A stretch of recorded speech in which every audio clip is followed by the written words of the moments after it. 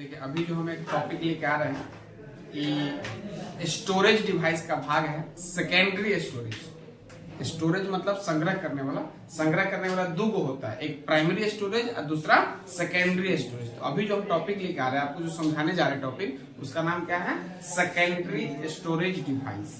Secondary storage device का परिभाषा क्या होता है?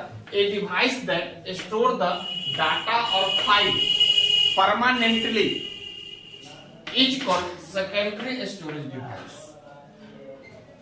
It accept the data or file from RAM and also give it to RAM when and where has to need। हम आपको बता दे कि वह भाग जो डाटा और फाइल को हमेशा के लिए संग्रह रखता है, वह भाग जो डाटा और फाइल को हमेशा के लिए संग्रह रखता है, उसे हम क्या कहते हैं? Secondary storage device. यह डाटा और फाइल को रैम के माध्यम से प्राप्त करता है, डायरेक्ट प्राप्त नहीं कर सकता। किसके माध्यम से प्राप्त करता हो?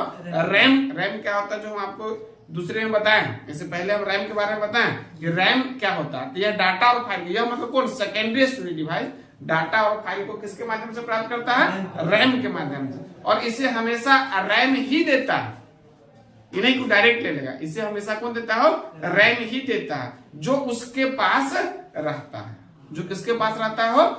रैम के पास रहता है। इसके एग्जांपल में हम आपको बताएं, hard disk, CD, DVD, SSD, pen drive, ETC और बहुत सारा सेकेंडरी स्टोरेज डिवाइस होता है। एक बार फिर से समझिएगा, ये स्टोरेज डिवाइस में सेकेंडरी स्टोरेज पढ़ना है, लेकिन हम लोग पहले स्टोरेज डिवाइस समझना होगा। जो पिछले क्लास में बताए थे कि सेकेंड स्टोरेज का मतलब जो डाटा जमा करता है। जैसे हम लोग के एजुकेशन से संबंधित बातें आता है, जैसे हम लोग पढ़ाई करने जाते हैं ना, दो प्रकार के स्कूल है, एक प्राइमरी स्कूल है, एक सेकेंडरी स्कूल है।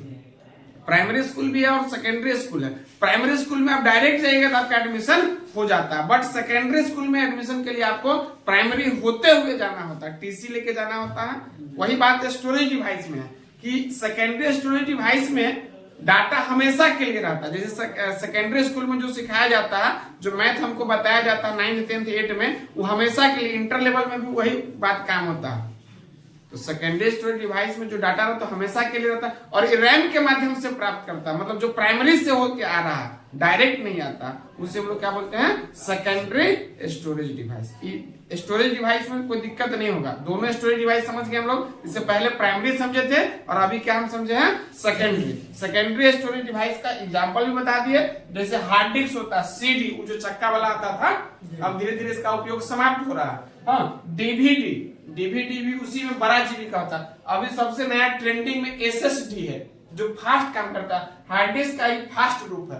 पेन ड्राइव आजकल सब लोग जेबी में लेके घूमता है। इस प्रकार से और सारे सेकेंडरी स्टोरेज डिवाइस के एग्जांपल होते हैं जो डाटा को हमेशा के लिए रखता है। तो हम आशा करते हैं कि आप इस सेकेंडरी स्टोरेज डिवाइस को बढ़िया से समझ गए होंगे। तो नेक्स्ट टाइम जब हम आएंगे तो एक फिर नया के साथ मिलेंगे आपसे। तब तक के लिए आप अपना ख्याल रखिए और पढ़ते रहिए।